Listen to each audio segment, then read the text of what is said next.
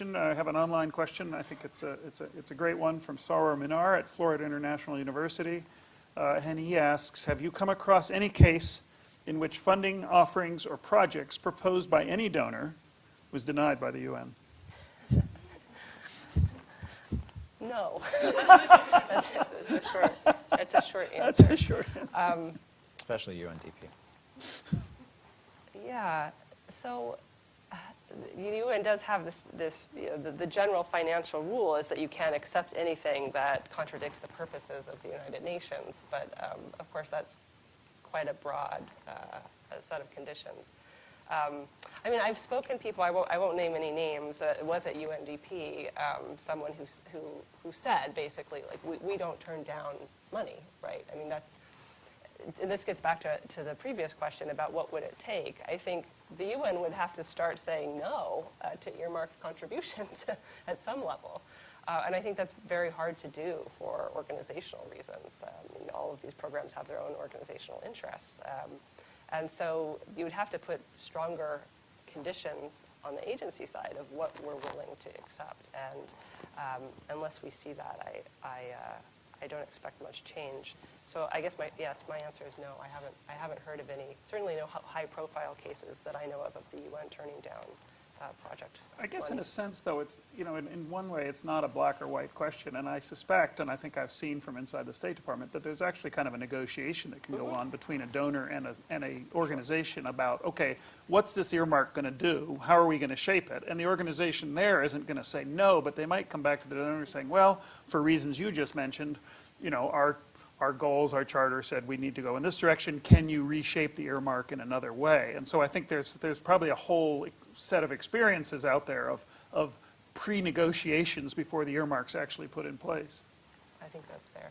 I mean, on this point, another thing that I would say is that I think this book and a lot of other work on this issue emphasizes what this does for donors, right? The influence of donors. Another way to think about the competitive funding environment and the way these organizations are funded is that they don't have to, a UN program or agency, they don't really have to appeal to the full membership when they think about resources, because that's not really where the money is.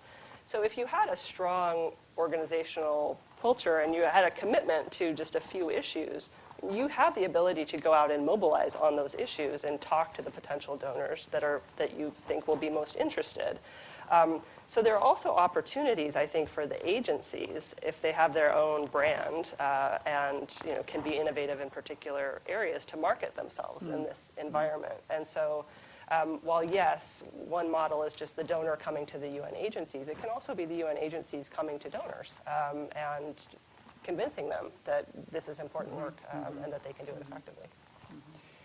I think there are a couple things worth complexifying. One is the sense that voluntary donors have undue sway and not so much core support funders.